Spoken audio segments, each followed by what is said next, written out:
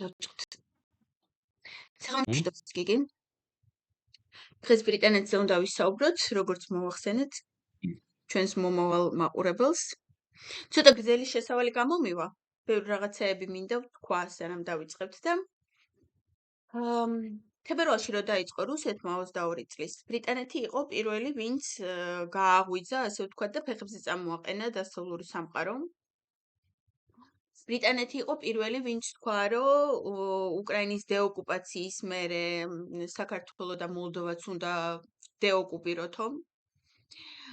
ბრიტანეთი იყო ის, რომელიც დაეხმარა უკრაინას, რომ ზღვა გაეწმინდა. ანუ პირველი სერიოზული მოგებები უკრაინას ზღვაში ქონდა ბრიტანული იარაღის დახმარებით. ეს ბრიტანეთის დადებითი მომენტები. ნატოს ფეილები. ამერიკა ეუბნებოდა უკრაინას, ძალიან გვიყვარხართ, მაგრამ 3 დღის მეც ვეღარ გაძლევთო. ასევე ის სკანდალი, რომელიც პოლონეთს გაუსკდა, რომ 2011 წელს ნატომ დადო მასთან ხელშეკრულება, რომ თუ რუსეთი დაესხმება თავს, ნახევარი ქვეყანა უნდა ჩაბარდეს. ანუ გამოდის, რომ თან ხარ ისეთი ძლიერი ქვეყანა და ისეთი სტაბილური და აზრზე მოსული, როგორც პოლონეთია, ნატოს წევრი ხარ და ეს ნატო ასეთ ხელშეკრულებას გიდებს, რომ თუ დაიწყო ომიო, უნდა ჩაბარდეო. და იმავე 2011 წელს საფრანგეთი უმზადებს რუსეთს ორ მისტრალს, სააკაშვილს რო არ აეწია სკანდალი, ალბათ დაუმზადებდა. გამოდის, რომ შიგნით ამ ნატოში, ანუ კომუნიკაცია არ მუშაობს ერთმანეთთან, ანუ ერთ წევრს თავს ესხმის რუსეთი და ის უკვე ემზადება, რომ ჩაბარდეს, იმიტომ რომ ეშინია და გონია, რომ ძალა არ ყოფნის და მეორე წევრი პარალელურად ამ რუსეთს, ანუ თავისი მოკავშირის მტერს ამაგრებს. და ისეთი არახს აწუდის, რომლითაც აუცილებლად ის ორი მისტრალი რო ქონოდა რუსეთს, ალბათ უკრაინა ვეღარ დაიცავდა თავს. აი ასეთ ორ რაღაცას ვხედავთ. აქით იმას, რომ ცალკე ბრიტანეთი ბევრად უფრო აზრზე მოსულად იქცევა და ნატოში მყოფი ქვეყნები ბევრად უფრო კომიკურად სასაცილოები და უსუსურები არიან. და ბოლოს რაც მოხდა უკრაინაში, რამოდენიმე დღის წინ რო დადო უკრაინამ და ბრიტანეთმა ასეთი ხელშეკრულება ორმხრივი თანამშრომლობის და თავდაცვის. პირველი ასეთი კითხვა მაქვს, შეედრება თუ არა, ან როდისმე მივა თუ არა ეს ხელშეკრულება უკრაინას და ბრიტანეთს შორის შენი აზრით, იმ სიმძლავრეებთან, როგორიც არის ამერიკის და ისრაელს შორის ორმხრივი ხელშეკრულება.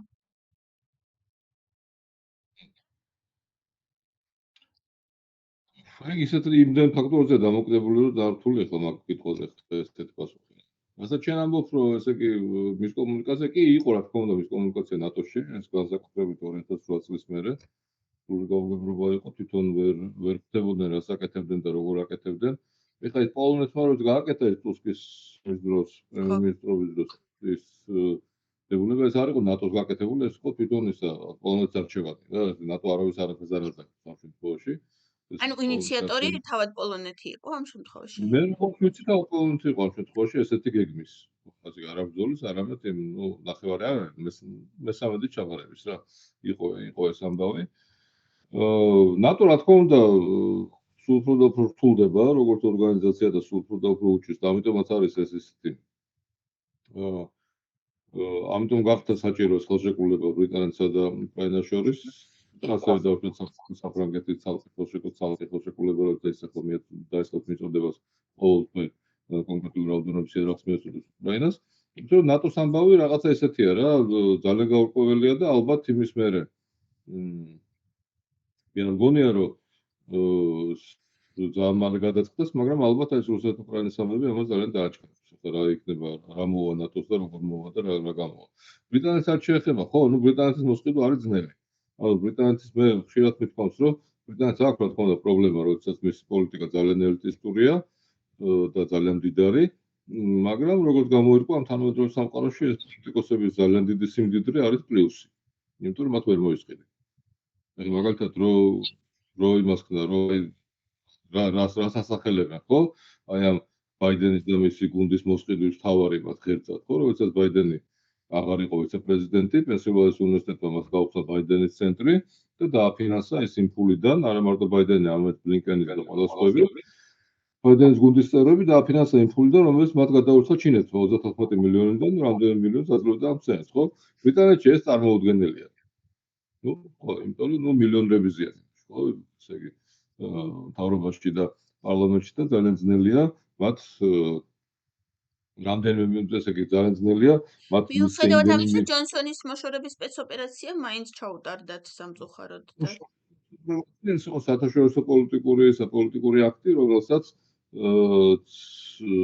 ბაიდენი ხელმძღვანელობდა. და ახლა მეორე მხრივ მათ ეგონათ, ეს მართლა ეგონათ ამერიკელებს, იმიტომ რომ არ არის როგორ ჩანს ძალიან ჭკვიანი ხალხი ამერიკის ეხონდ ადმინისტრაციაში, მათ მართლა ეგონათ, რომ ჯონსონი იყო ამ ყველაფრის ესა ინიციატორი და ის ტონის მიცემი. ის მათ არის ხო, ანუ 22-ში რო დაიწყო ეს ყველაფერი, პირდაპირ მიმართა პუტინს და გაახსენა ყირიმის ომი, რომელიც 2 საუკუნის წინ 1800-ს აი მაშინ როგორც დამთავრდაო ჩვენ შორის ყირიმისთვის ომიო, ზუსტად ისე დამთავრდებაო ახლაცო ეს გახსოვდესო. ანუ პირდაპირ დაებუქრა რომ გაგპუტავ წააგებ ამ ომს, გაგთუნი და ნუ მოკლედ რასაც ის გათვალისწინებთ ჯონსონი იმ ყირიმელი ხანების თავმოყოლე, რომლებიც უსწრებმა ეს საბოლოო იქიდან გამოვაქვს. ხო და მაგრამ ეხლა რა ალბათ ეგონათ იმას დემოკრატების ადმინისტრაციას, ხო ჯონსონია პრობლემა, იმიტომ რომ აქვს პირადი შუღლი რუსეთთან, ანევასება. და მაგას რომ მოვიშორებთ, ეხლა იქ მერე ვიღაცებთან დავალაგებ. ვერ დავალაგებ ბრიტანელებთან, იმიტომ რომ მათ ძალიან ძნელია იმ პატარა ფულის იმაზე. პატარა ფულის მასშტაბებით, რასაც ისინი ხედავენ, როგორ თავად მიდოს ბრიტანელ პოლიტიკოსებს მოისყიდა. ეგ შეუძლებელი. ამიტომ საბოლოოში მივიღეთ ის დასალოდნელი იყო, შეიძლება ცოტა დაგვიანებით, ჯონსონი ყოფილიყო ჩქარა მოხდებოდა, მაგრამ ეს მოხდა, მაინც მოხდა, მე მაშინაც ვთქვი, რომ არ აქვს მაგას მნიშვნელობას, უნაკი რა სიტყვის, მაინც ბრიტანელები მაინც შევლენ სოციალურ ზღვაში, იმიტომ რომ ეს არის პოლიტიკური აღჭურვილობა და ბრიტანეთის ინტერესების დაცვა. ასე რომ ეს მაინც განხორციელდება, კი ბრიტანეთი ამ თავისი ელიტისტური პოლიტიკით, კი მართალია არის პრობლემური, დემოკრატია პრობლემურია, ესე განსახადების განაწილება პრობლემურია, რა თქმა უნდა, ბრიტანეთში, მაგრამ სამაგიეროდ პრობლემური არ არის ბრიტანეთის ინტერესები. რასაც დღეს ხედავთ, რომ ამერიკაში ეს არის ძალიან პრობლემური და უკვე ამერიკელები თავის თავს კითხვას უსვამენ, იცავს თუ არა კონკრეტული ადმინისტრაცია ჩვენს ინტერესებს. ასევე 22-ში იყო ასეთი ინიციატივა პოლონეთი, უკრაინა, ბრიტანეთის კავშირი და აი ახლა, როდესაც ბრიტანეთმა პირდაპირ ხელშეკრულება დადო უკრაინასთან და პოლონეთი არ არის მესამე მხარე, ან მესამე მონაწილე ამ ხელშეკრულების, ეს იმან ხო არ განაპირობა, რომ ტუსკი მოვიდა ახლა და შეიძლება მაგა განაპირობა, მაგასაც არ აქვს ალტერნატივა, ასე რომ სადაც უკვე მოხდება. კი, ტუსკი მოვიდა, რა თქმა უნდა, ის შეეცდებოდა რომ რაღაცები გაიჩერებია, რაღაცები შეერბილებია, მაგრამ ახლა ეგეც ესეთივია რა, ესე განრით უგვიან, ეგ ამბავი მოხდება და ეს ალიანსი შეიქმნა. ნუ შეიძლება ცოტა დაგვიანებით, შეიძლება დავუშვათ 24 წლის შუაში, ან 24 წლის ბოლოს, მაგრამ ეს ყველა ვარიანტი მოხდება. ჯერ პოლონეთს სხვა გზა არ აქვს. ახლა გადავიდეთ საქართველოზე. რამდენად შესაძლებელია, როდესაც ჩვენ უკვე ნორმალური მთავრობა გვეყოლება, რომ იგივე ხელშეკრულება დაიდოს საქართველოს და ბრიტანეთს შორის და იქნება თუ არა ასეთ ხელშეკრულება ბრიტანეთის ინტერესებში, მოუნდება თუ არა და რისი შეთავაზება შეუძლია საქართველოს ბრიტანეთისთვის სანაცვლოდ ასეთი ხელშეკრულების. ჯერ ვერხოდავს ხელშეკრულება ეყოლება 4 მომავალში. იტალიანის წარმომადგენელია საერთო იმის გადმოსახსენად, რასაც ეს უყურებდა ესე იგი როგორც არის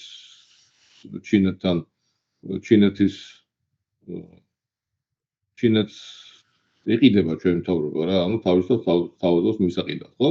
ოპოზიცია მაინც ესე გამოიწეს მას არიღებს, მე თვითონ ნახმა ოპოზიცია, ეს ჩინეთის ვასალი გახდეს, ასე რომ მე არ მგონია რომ უახლოესობა ჩვენ რომ მთავრობა ყავდეს. და ეს არ არის დამოკიდებული სამწუხაროდ დევანდელი ვითარებით ქართულ ხალხზე და ისაც ხდება საქართველოში, იმიტომ რომ იმდენად შეჭამა არსებულმა პოლიტიკურმა ესტაბლიშმენტმა, მე არ ვულისხმობ მარტო იმას ქართულოცნებას, ვულისხმობ ოპოზიციასაც, იმდენად შეჭამა პოლიტიკური სივრცე, რომ აქ ძალიან ძნელია რამე დაინახო მომავალში. არის ერთი ამბავი, რომ ესე იგი არჩევნებს თუ კი უგუნურად მოიქცევიან და ალბათ მოიქცევიან უგუნურად, იმიტომ რომ გონიათ ქცევა ბოლო იმადება მოსაუბრებელი ქართული ოცნებისგან, თუ კი არჩევნებს არ ცნობენ ამერიკის შეერთებული შტატები და ისე ყველაზე შეიძლება რაღაც დიდი იმედი ამისა, იმიტომ რომ როდის რაღაც ანუ ვიღაცებს რო ველაპარაკები, რატომღაც ძალიან დარწმუნებულები არიან, რომ ვიშორებთ ამ წელს ქოცებს და რითი არიან, მეთქი ვინ უშვებს ქოცებს, ანუ ვინ იღებს პასუხისგებლობას, რომ რაღაცას ვიზამთ, რომ ქოცები წავიდნენ და ანუ დასავლეთისკენ იშვერენ ხელს და არ ვიცი, შევხედოთ. ანუ დასავლეთი საქართველოში არ შეიძლება არანაირად.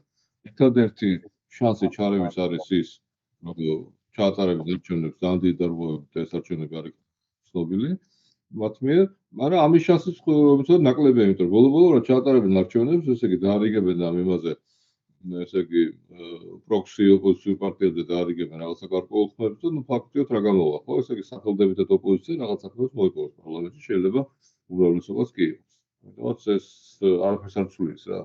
ფული ვითარება, ნუ ამ შემთხვევაში რა არის, ერთი ამბავი არის, რომ დაიწყო თვითონ ჩანს აშკარად ქართულ ოცნებაში არის დაპირისპირება, ივანიშვილი აშკარად დაბრუნდა იმისაც, რომ ყალაძე გააკონტროლოს, იმიტომ რომ მას ყალაძეს ეშინია, ყალაძეს გაუჩნდა დიდი ფული, როგორ გაუჩნდა თქვენ თვითონაც იცით. ხო და ამიტომაც ეს არის, ეს შემთხვევა არის რა, ესე იგი როგორც თუ გახსოვთ ახლა თქვენ ატანები ხართ. ხო და როგორც მოქალაქეთა კავშირის შემთხვევაში გარედან არაფრის შანსი არ იყო და შიგნით გაჩნდა დაპირისპირება და ამ დაპირისპირებამ მე შეცვალა ქვეყანა რადიკალურად, გარედან მე არ ვსარველოდებ. ისევ და ისევ ეს არის ქართული ოცნების გახლეჩვის ხარჯზე. შეიძლება რაღაცა მოხდეს. ანუ იმის თავარი შემოფერხებელი რომ ჩვენ როდისმე დავდოთ ასეთი ხელშეკრულება ბრიტანეთთან არის ის რომ ჩვენ არ გვეყოლება წესიერი მთავრობა და არა ის რომ ბრიტანეთს არ მოუნდება, ხო? თქმა უნდა, იმიტომ რომ ეტო ანუ ბრიტანეთის ინტერესებზე ვილაპარაკოთ მაშინ ახლა ასეთი ხელშეკრულების და ბრიტანეთის ინტერესები, ბრიტანეთი ძალიან კარგად ესე იგი, ბრიტანული დიპლომატია ხო ცნობილია, ესე ყოველგვარი საქართველოს ადამიანის უფლებების და დაცვის გარეშე და თავისუფალი სიტყვის დაცვის გარეშე გადასარევად მოახერხებს ჩინეთთან იმას შეთანხმებას.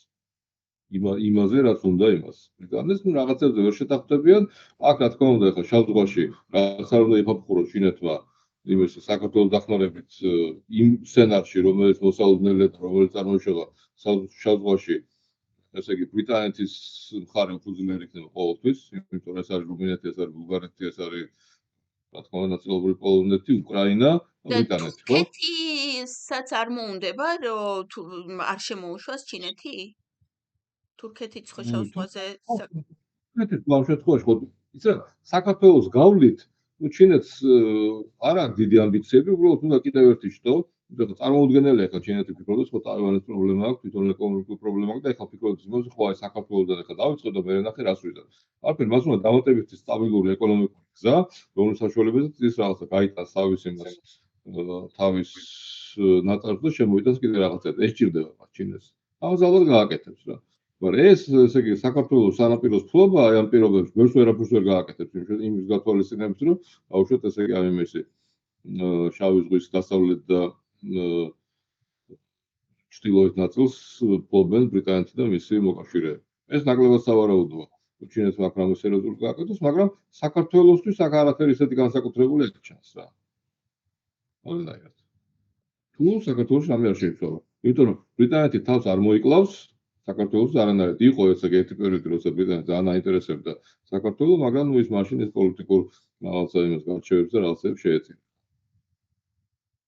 ახლა შევკრავ წრეს. ნახე, შენი აზრით დაჭკვიანდა თუ არა უკრაინა იმდენად უკვე რომ ომის მერე ან თუ ძალიან გაეყინა და გაეწელა მანამდეც იფიქროს და იზრუნოს იმაზე რომ აღედგინოს ბირთვული იარაღი.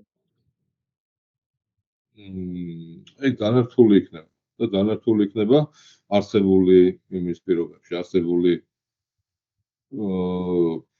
პოლიტიკური სიტუაციის პირობებში, თუმცა ის არის, თუმცა არავინ არ იცის რა მოხდება ამერიკაში არჩევნების მერე. ამერიკას არჩევნების მერე რამდენი ვარიანტია? ერთი ვარიანტი იმართოს ტრამპი, სინამდვილეში ორი ვარიანტია. ესე იგი, ერთი ვარიანტია, არა, სამი ვარიანტია. ყველა ცუდი ვარიანტებიც არის. არის ვარიანტი, რომ კლავენ ტრამპს. ეს არის, ვიღაცები ლაპარაკობენ. ახსენე ხო, ნუ ტრამპს ვიღაცა შეიძლება ტრამპი მოშოროს, რა მაგრამ ხა რეალურია იმედია შეუძლია თავის დაცვა და მთლად მასე არ ფიქრობ შეუძლია. მეორე ვარიანტია, თუ იმარჯვებს ტრამპი, ხო? მესამე ვარიანტია ამერიკაში იწყება სამოქალაქო ომი. ეს ყველა შესაძლებელი ვარიანტებია. ყოველ შემთხვევაში, თუ გადახედავ განსაკუთრებულ დემოკრატიულ პრესას, ისინი ყველა კუთხეში ამის შესახებ ლაპარაკობენ, რომ ეს არის civil war, ესე იგი ეს იწყება ამერიკაში და ახლა ამერიკაში civil war არის, მაგრამ ნიუ-იორკში დაიწყეს უკვე ესა შონდერიზაცია დაიწყო ნიუ-იორკის, გამოაცხადა მერიამ, რომ ვისაც გაქვთ ესე იგი დამატებითი ოთახები და რაღაცები, გთხოვთ მიიღოთ ემიგრანტები. ვისაც არ აქვს ნანახი ესე იგი ძაღლის გული ნახეთ. ხო. ხო, ანა, ძალიან ბევრი რაღაცებია რუსეთსა და დემოკრატიულ პარტიას შორის საერთო. ემიგრანტების დიდი ტალღა ამერიკაში შეიძლება ერთ-ერთი ვერსია იყოს ისიც, რომ ძალიან ადვილია ემიგრანტების დიდი ტალღით განსაკუთრებით დაურეგისტრირებული ემიგრანტების დიდი ტალღით სამოქალაქო ომის დაწყება. ეს აურებს ყველაფერს, აურებს საქართველოს, აურებს ბრიტანეთსაც კი, ყველაფერს აურებს რა. ეს არის ყველა ცუდი ვარიანტი, რაც კი შეიძლება მოხდეს. მაგრამ შეიძლება. ხო. ხო და აი ახლა ძალიან აირია ამერიკა, მაგალითად წარმოვიდგინოთ ყველაზე ცუდი ვარიანტი და ამ შემთხვევაში უკრაინამ თუ გადაწყვიტა, იმიტომ რომ უკრაინაში ძალიან ხშირად თვითონ უკრაინა ამბობს, რომ ეს გასაკეთებელი გვაქვს. რომ შემდეგ გიგაჭირვების დროს ასეთი დამოკიდებულები აღარ ვიყოთო. აირია მაგალითად იქით უკვე ვერ არა, სინამდვილეში არა. სინამდვილეში ხა ეს ხო ეს არის რაღაცნაირი საკუთარი ესე იგი self excuse, რა ჩვენ რატომ გქონდეს ეს არის რომ მოიქცეოდა. მოიქცეოდა, აგერ ირანმა ესროლებას პაკისტანს, ესე იგი ესენი მის რაკეტები. უბრალოდ პრობლემა ის არის რომ ესე იგი ანუ ირანს აქვს ბირთვული და იმიტომ იქცევა ასეთ თავხედურად. პაკისტანსაც ნაქვს. პაკისტანსა? ხო და ისა უბრალოდ თელი პრობლემა ის არის რომ იმან გაანიავა მთელი მისი სამხედრო არსენალი. 900 ბომბდამშვენი ყავდა რუსეთის კავშირში დაიშალა. ეს 900 ბომბდამშვენი ახლა დაფრინავს აფრიკის ქვეყნებში და ისინი ერთმანეთს ეცვლიან ამ ბომბდამშვენებს და რაღაცებს რა. არა, უმეტესი წილი მიაცემინეს რუსეთისთვის, მაგრამ ხო რაც დაიტოვა ისიც გაანიავა მე. და არაფერ მიაცემინეს. 900 ყავდა თავისი რაც დაიტოვა, ყავდა 900. და კიდე სუები 25-ები და არაფერი აღარ დარჩა რა ბოლოს. ეს არის მისი მთავარი პრობლემა უკრაინის და არა ის ატომური ბომბი აქვს თუ არა. 900 ბომბდამშვენი უკრაინას მიცემდა საშუალებას, რომ რუსეთი საერთოდ დასმოდა თავს. ოკეი, ანუ იმ სურათს ახლა მე ვერ ვკრავ რისკინაც მინდა რომ ეს ყველაფერი წავიყვანო. რომ საბოლოო ჯამში ნატო ბევრად უფრო, ანუ ნატო მხოლოდ მაშინ არის კარგი თუ შიგნით ხარ და მაშინაც კი არ არის საბოლოოდ კარგი, იმიტომ რომ დავინახეთ პოლონეთმა რა ქნა. და შეიძლება ნატოს წევრი იყო და ამ დროს საფრანგეთმა აიღოს და ნატოს მისტრალები, ანუ რუსეთს მისტრალები გაუკეთოს და იმ მისტრალებით მე რუსეთი შენ მოგადგეს.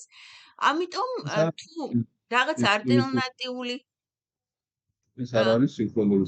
შეიძლება თქვენ ესე დროში გაწერეთ. ხო 2010 წლიდან დღემდე ხდება. ხო ეს ხალხი იცვლება, პოლიტიკა იცვლება, ვითარება იცვლება. ნატო არ არის დღეს ისეთი რომ საფრანგეთთან მისტრალი მიყიდოს იმას. ეს არ არის.